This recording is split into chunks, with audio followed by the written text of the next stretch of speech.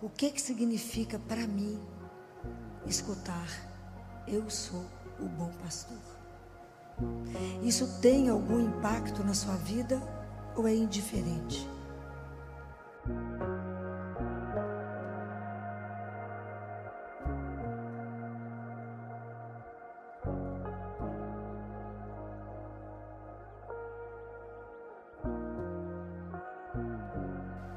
Senão isso não nos transforma. Porque escutar o que Jesus fala: eu sou o bom pastor. E se você ler o Salmo 23, se você ler o Salmo 139, vai falar: Ele me conhece, eu sou o bom pastor e nada, por isso nada me faltará. Isso é um salto de confiança absurdo. Então isso não pode ser uma frase que eu falo, mas que não tem impacto na minha vida, compreendem? Tudo que eu desejo quando eu vim aqui trazer essas reflexões para vocês, é para que vocês vivam a Bíblia, a palavra de Deus, diante da verdade, diante de um Deus vivo. Essa é a grande diferença. Uma coisa é ouvir, outra coisa é eu viver isto. No meio de um tormento, no meio de uma dificuldade, a hora que a vida bate, a hora que parece que está tudo indo ao contrário, você fala: o Senhor é o meu pastor, e por isso nada vai me faltar. Você não tem nada para segurar, é isso, nada. O Senhor é meu pastor. Vocês conhecem a história do frei, do padre que tomava conta de um orfanato, e aí a cozinheira chegou perto dele e falou: padre, não tem feijão para os meninos. Ele falou: vamos rezar. E a resposta dela foi: e desde quando rezar põe comida na mesa? Sorte que ele não escutou ela, né? Então ele foi para o Santíssimo e falou com Jesus: não tem feijão. Passou alguns minutos, toca o sino na porta do lugar onde eles estavam, lá do orfanato, e falou: eu sou um agricultor, eu não sei bem se vocês estão precisando, mas o Senhor falou comigo que vocês precisavam de uma coisa, e eu não sei se eu estou certo, se eu entendi direito, mas eu trouxe uns sacos de feijão. É assim, Ele escuta. Então, experimentar, quando eu falo isso para vocês, experimentar essa frase: o Senhor é o meu pastor, e nada pode me faltar. Dar esse salto de confiança absurdo, de abandono. Isso é se abandonar. Em quem? Nele. Não estou me abandonando no nada, não estou me abandonando naquilo que eu não conheço, estou me jogando nas mãos do meu Senhor, do meu Salvador. Aí ele fala: eu vim para que tenham a vida, e a vida em abundância. Está no versículo 10. E às vezes a gente não compreende muito bem, porque a gente confunde vida com subsistência. E a gente acha que vida é correr por dinheiro, para comer, para vestir, para pagar as contas. Não é essa vida que ele está falando. É a vida em maiúsculo. Deus nos convidou para a vida, e a gente não tem dimensão. A gente coloca Deus dentro do nosso ateliê pequenininho, como se ele tivesse que entrar ali. A vida. Imagina quando a gente não tem essa dimensão, a gente não acredita nisso, né? Que antes da gente ser criado, a gente foi sonhado por Ele, a gente foi desejado por Ele para viver eternamente. Isso é uma coisa louca. Então a construção da nossa vida, a vida nossa é uma profissão de fé na esperança. Porque Jesus, quando ele fala em Mateus 6, 24 a 34, ele fala assim: não vos preocupeis com o dia de amanhã. E ele fala assim: olhai as aves do céu. Ah, mas eu estou de olho aberto. Olha, abre os olhos e veja. Veja aquilo que não está sendo visto ainda. Fico lembrando de Padre Pio. Padre Pio sobe, né, num lugar e fala com uma das filhas espirituais dele: você está vendo aqui o hospital? Ela falou: só tinha mato, uma árvore. Que hospital? O hospital você não está vendo, não? Olha o hospital aqui imenso, que nós vamos construir. Ele via. Pergunta se o hospital não está lá, maravilhoso. Mas você não está vendo? Olha aqui. Mas será que nós não estamos conseguindo ver além? Será que a gente não consegue ver que não é essa vida que a gente corre atrás o dia inteiro, numa loucura para construir tanta coisa, para montar tanta coisa, para se apegar a tanta coisa, que não vamos levar nada, né? Que a gente chama de vida, que depois que está abastecido, a gente fala, agora eu posso descansar. Em quê? A gente fica na ilusão que a gente controla a nossa vida e fala, a minha vida vai ser assim, a minha vida vai ter que ser assim. Qual que é a técnica? Então, a gente fica querendo soluções e segurar, achar que a gente tem o controle 360 graus, isso é ilusão. Nós não temos controle de nada. A gente acha que tem. Então, quando ele fala, eu chamo vocês para a vida, abra os olhos e aprenda a viver a mística dos olhos abertos, para você ver Deus que chega em todo momento, através dos sentidos. Deus não abre, não bate na porta que a gente não tem. Deus somente bate na porta que a gente pode abrir. Guardem isso. Não está escrito em Apocalipse? Eis que estou à porta e bato. Se você abrir, eu vou entrar. E nós vamos cear e vamos ser amigos. Deus não bate na porta que nós não temos. Ele bate na porta que eu posso abrir. Às vezes é pelos meus olhos que eu vou vê-lo. Às vezes é pelo meu ouvir. Às vezes é pelo meu tato, às vezes é pelo cheiro de Deus, às vezes é pelo paladar, às vezes eu vou degustar Deus. Deus entra pelos sentidos, é a mística dos olhos abertos, que a gente tem que estar atento para o agora. Agora que Deus vem, é agora que Ele me procura, é agora que a vida acontece, porque eu só tenho agora. E isso é maravilhoso. O que Deus falou para Abraão? Lembra? Falou, Abraão, olha para o céu e conte as estrelas, se você for capaz. Então lembra disso. Nós somos da descendência de Abraão. Nós fomos feitos para olhar para o céu e não para ficar olhando para o cadastro do sapato. Deus não nos quer olhando para baixo. Levanta a cabeça. Nós temos um Pai. Fomos feitos para coisas tão maiores. E às vezes a gente quer reduzir Deus a tão pouquinho. A vida é isso, é esse abandono. Confia que nós temos algo para além, para muito além daquela porta. A nossa vida vai muito além da morte. Como diz Jesus, eu espero que vocês pensem com alegria na morte, porque quando vocês abrirem a porta, eu vou estar do outro lado. Faz Jesus, aqui não tem ninguém com alegria pensando nessa história do Senhor, não. E fala, morrer assim é como tirar o sapato. Ontem eu cheguei em casa tão cansada, era 11h10 da noite, morta. Aí quando eu tirei o sapato, falei, nó, é isso que deve ser morrer, que delícia. Tirei o sapato. Ai, que alegria num salto, desde que o dia amanheceu. Eu falei, nó, Jesus, bem que você fez essa comparação. Faltou você colocar que era um sapato de salto. Espetacular, adorei. Que delícia, que sensação boa que foi tirar o sapato. Ele fala, é como tirar o sapato. Morrer é simples assim, é como tirar o sapato. Então o cristão é aquele que tem que ter coragem. Nós não podemos ficar, nós temos que ter coragem de quando Deus, sabe quando o barco está agarrado, lá atracado, na beira lá do cais? Nós temos que ter a audácia de falar com o Senhor, solta o barco. O mar é Deus, né? Solta o barco e deixa eu navegar, não me deixa presa nas coisas. Igual a semente que a gente quer, que para poder frutificar tem que ter alguém com a mão, com a semente que joga ela longe. Mas nós não podemos, como Jesus diz na palavra, eu plantei, todo dia eu vou lá, tiro para ver se está brotando, eu não vou matá-la. Nós temos que ter paciência nessa relação com o Senhor. Mas todo dia eu falo, Jesus, sou sua.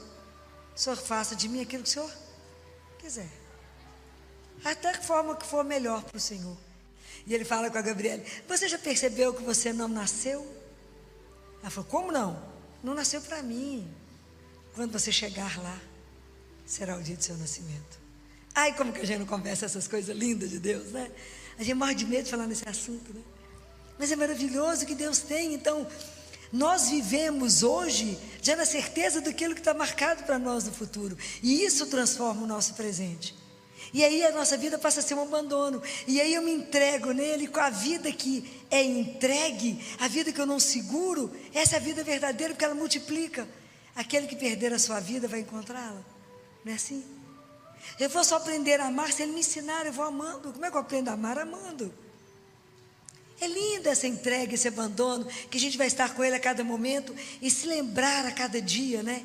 A cada dia, quando a gente acorda de manhã, que não tem nada doendo, está tudo bacana, não estamos internados. Ninguém que a gente ama está internado, a gente fala, de pé, para vos servir. Aí Jesus fala isso, eu já não sei mais para quem, porque eu leio demais, não dou notícia, não guardo tudo que eu leio. E ele fala, já imaginou que honra é poder falar à sua disposição para me servir? Vocês já pensaram o que significa estar a meu serviço? Falei, pensando bem, é um escândalo, né, Jesus? Estou por sua conta. Isso é um escândalo. Então lembrem dessas coisas de manhã, entregue a vida de vocês para que a vida valha. Não reduza a vida somente na conta bancária. Não reduza só nos que vocês vão ter, mas reduza, chame a vida de vocês e coloque a vida para o que ela foi chamada a ser. Lembre que não fomos feitos para consumir, mas para consumar.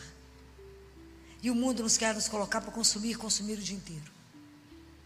Vide celular, que os meninos só querem consumir. Pensem nessas coisas, né? E aí Jesus fala assim, eu sou o bom pastor, eu conheço as minhas ovelhas, e as minhas ovelhas me conhecem. Verdade ou mentira?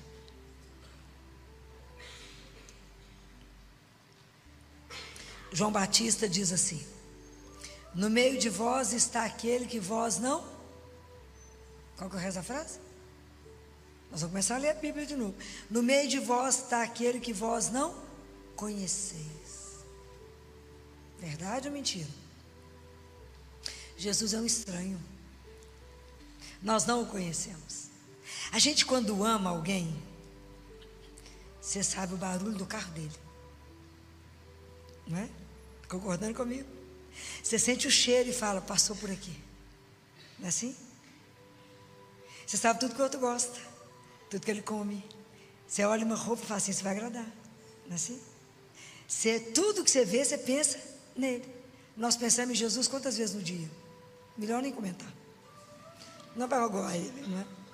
A gente olha uma coisa e fala assim, nós tem a cara dele. Não, Jesus adora isso. Não. A gente não o conhece. Por que eu não escuto a voz dele? Lembra de Samuel? Hoje eu estou por conta de lembrar a Bíblia, né, gente? Lembra de Samuel com Eli? Não, ninguém lembra. Samuel é do Antigo Testamento, foi um grande profeta. E ele era uma criança ainda, um adolescente. E ele dormia no templo com Eli. E aí ele escuta, Samuel, Samuel. Ele vai correndo a Eli e fala, Senhor, o Senhor me chamou, eu estou aqui. Ele falou, não te chamei não, volta para dormir. Voltou o Samuel. Aí Jesus chamou, Deus Pai chamou de novo, Samuel, Samuel. Sai ele correndo. O Senhor me chamou, eu estou aqui. Ele falou, não chamei não, pode voltar. Aí na terceira vez ele falou, gente, é o Senhor, está chamando esse menino. E como ele não conhecia, ele não respondia. Aí Eli falou com ele assim, quando você escutar de novo, te chamando, Samuel, Samuel, responda, fala, Senhor, que teu servo te escuta. Ai, que trem maravilhoso. Por que a gente não escuta? Porque tem uma pedagogia, porque tem que ter um treinamento. A gente está na geração que tudo é mágico e rápido, não é?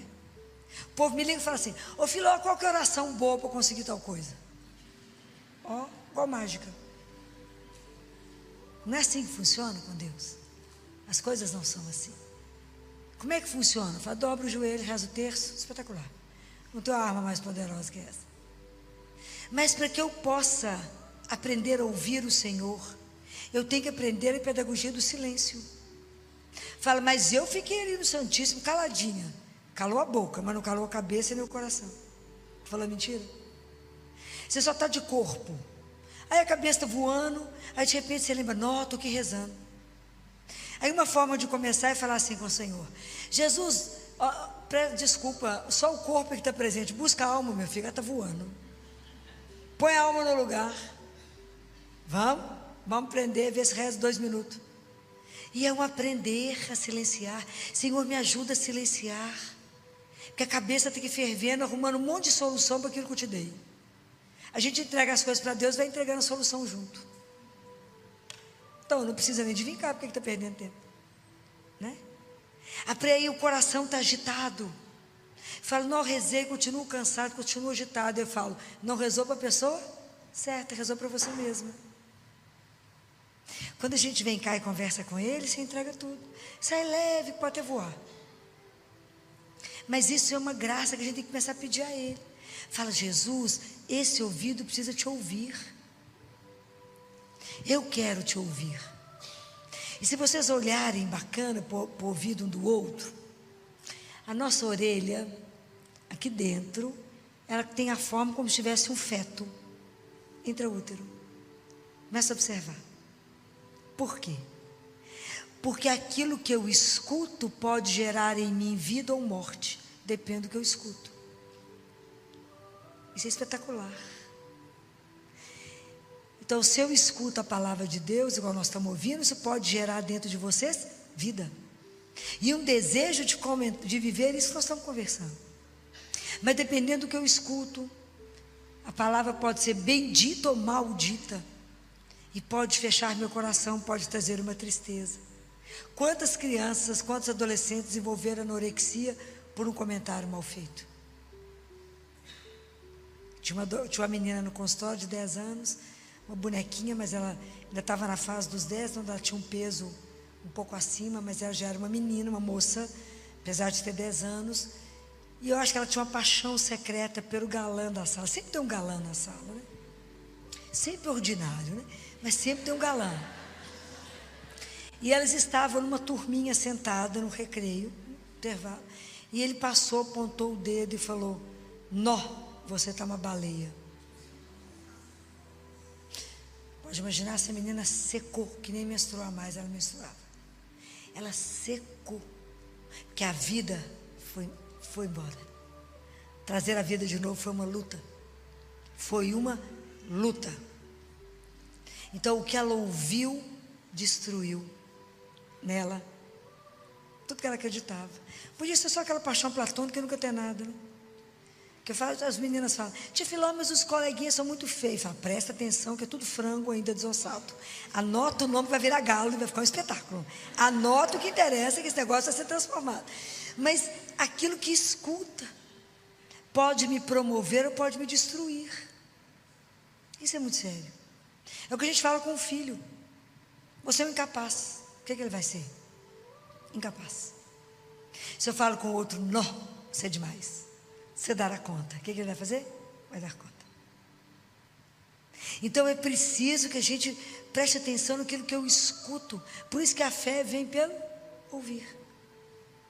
É lindo. Nós temos 3 órgãos semelhantes: o ouvido, o rim e o pé.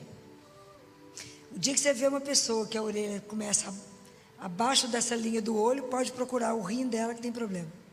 É espetacular, gente. Existe toda a leitura teológica do corpo, né? É maravilhoso, né? Deus não fez nada à toa nem por acaso, né, gente? Não é igual todo mundo medir a orelha, né, gente? Mas é assim mesmo. É assim mesmo. Então, é espetacular ver como é que Deus não fez nada por acaso. E o rim escuta a mensagem que o sangue traz. Se a gente estiver triste, com medo, apavorado, não querendo mais a vida, o rim é o órgão do medo, ele faz pedra, aí faz cálculo renal. O medo é tanto que paralisa. É espetacular, gente. Estudar o corpo é espetacular, porque nada foi feito à toa. Tudo tem uma razão belíssima que Deus fez. Mas Ele nos conhece, nós é que não nos conhecemos e nem conhecemos a Ele. Mas para poder conhecer a Deus, eu preciso de ter tempo para Ele. Eu preciso sentar diante dEle todo dia. Eu preciso conhecê-lo pela palavra. Eu preciso escutar o que Ele falou. Eu preciso fazer com que essa palavra entre no meu ouvido e gere vida em mim e me transforme. Senão a Bíblia não serve para nada. Eu tenho que ouvir, cada vez que o sacerdote for ler a palavra de Deus, vocês vão ouvir Na hora que ele começar a falar, proclamação do Evangelho, chama o Espírito Santo e fala com ele: abra meu ouvido, abra o ouvido do meu coração e faça com que eu entenda essa palavra e que ela gere em mim vida, porque eu quero vivê-la, eu quero ser transformada por essa palavra. É assim, não tem mágica, tem investimento, ok? Então é preciso pedir a Jesus: Senhor, eu não te conheço, eu não consigo te ouvir, por isso que eu tomo tanta decisão errada, porque eu não paro. Eu acho que sou dona de tudo, que sei as coisas. Pois eu digo para vocês que o menor detalhe a gente pergunta para ele. Senão a gente vai fazer a opção errada, porque a gente não conhece nada e tudo nos engana. A vida nos engana, as aparências nos enganam. Mas Deus não, Deus vê o coração. Então tudo a gente fala com ele, fala: eu posso fazer isso? O Senhor está de acordo? O Senhor, quando me gerou, quis isso? É assim. A vida fica tão mais leve. Tão mais leve. Santa Faustina conta que um dia, quando ela foi entrar na capela, a hora que ela entrou, de repente tudo ficou tão leve, que ela falou: uai, mas está tudo tão leve, o que está diferente na capela? E que ela escutou Jesus falando assim no ouvido dela. Pode imaginar, gente? Eu ia morrer, né?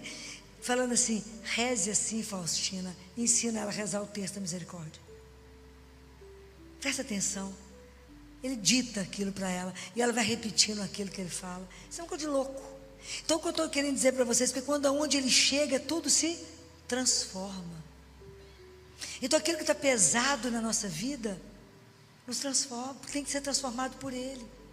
E quando eu penso que ele nos conhece, Deus é tão gentil, Jesus é tão doce, que para cada um de nós ele sabe como que ele nos chama. Porque ele conhece cada um de nós do jeito que nós somos.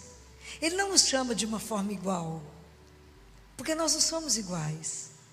Para cada um ele fez de um jeito. Por que ele chama cada um de um jeito?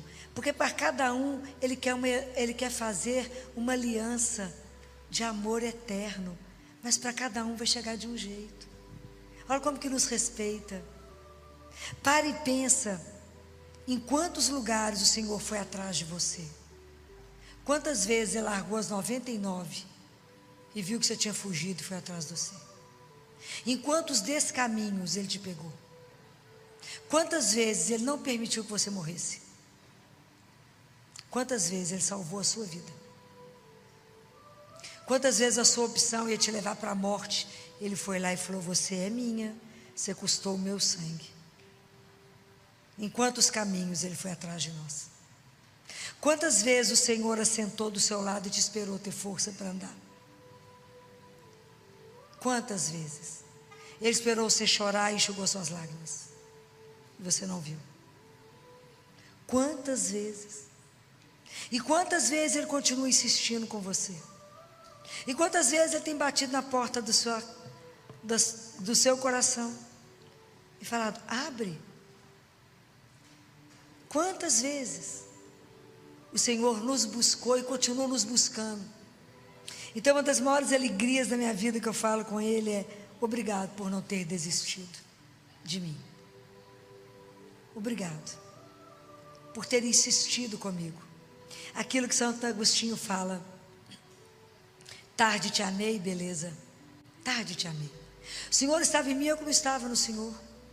Mas o Senhor venceu a minha surdez. O Senhor venceu a minha surdez. Então a gente com Deus tem um monólogo de surdo, né? Ele fala, eu não escuto, ele fala, é por isso mesmo. Precisamos quebrar isso, falar: Senhor, eu sou a sua ovelha. Eu quero te conhecer. Eu quero ser sua. Eu quero viver a vida que o Senhor sonhou. Eu quero viver a vida maiúscula, essa vida em abundância. Eu não quero te reduzir nesses sonhos meus tão pequenos. Eu quero, de verdade, ter esse salto de confiança, entender: o Senhor é o meu pastor.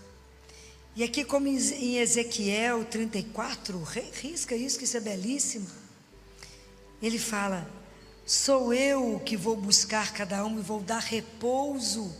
Às vezes, quantos de nós estamos exaustos, cansados, batendo na mesma tecla, insistindo em coisas que não estão nos levando a lugar nenhum. E ele fala: eu vou buscar aquela que estiver perdida, eu vou reconduzir a que estiver desgarrada, e vou restaurar a que estiver abatida. Não existe um Deus como esse. E Ele nos restaura quantas vezes? Quantas vezes a gente chega aqui destruída, sai completamente transformado? Quem fez isso? O amor dEle. Porque nos ama, faz a gente de novo. Fala, tadinha, ela está acabada hoje, vou dar um jeito nela.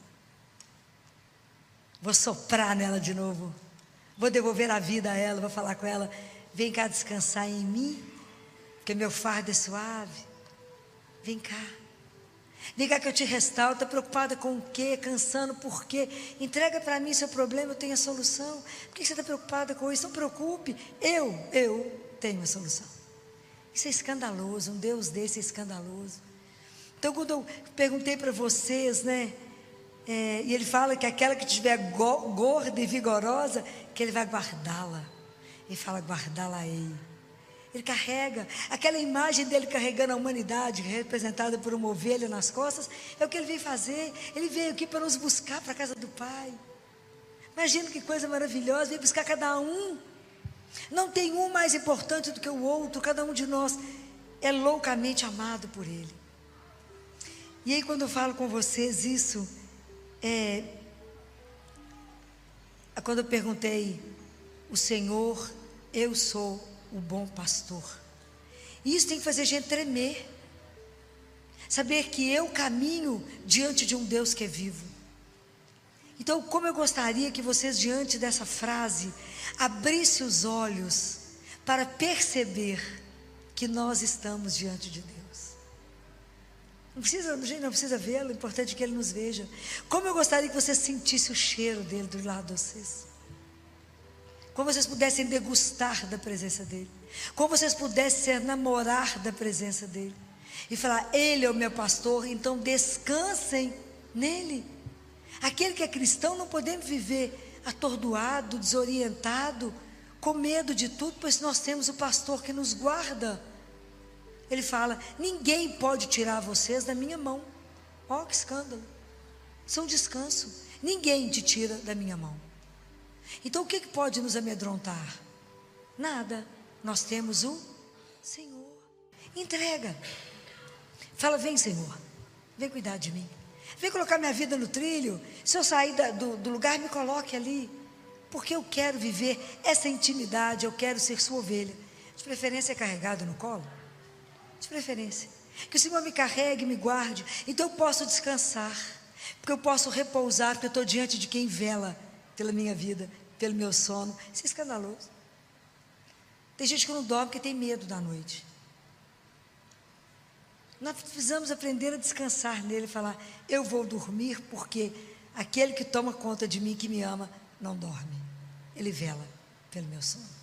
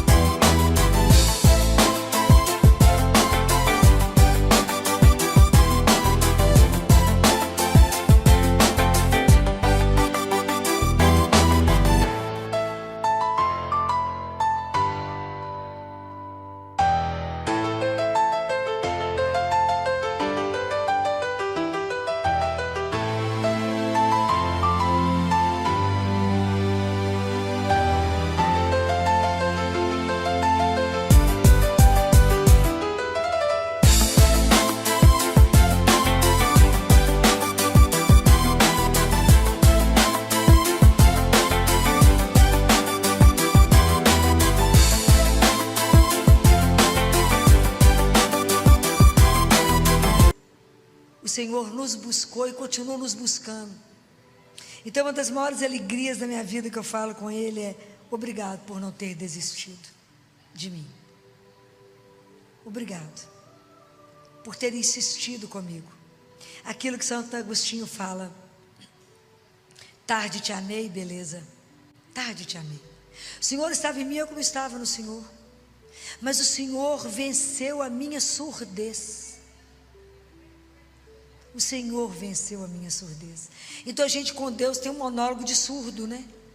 Ele fala, eu não escuto, ele fala, é por isso mesmo. Precisamos quebrar isso, falar: Senhor, eu sou a sua ovelha, eu quero te conhecer, eu quero ser sua, eu quero viver a vida que o Senhor sonhou, eu quero viver a vida maiúscula, essa vida em abundância. Eu não quero te reduzir nesses sonhos meus tão pequenos.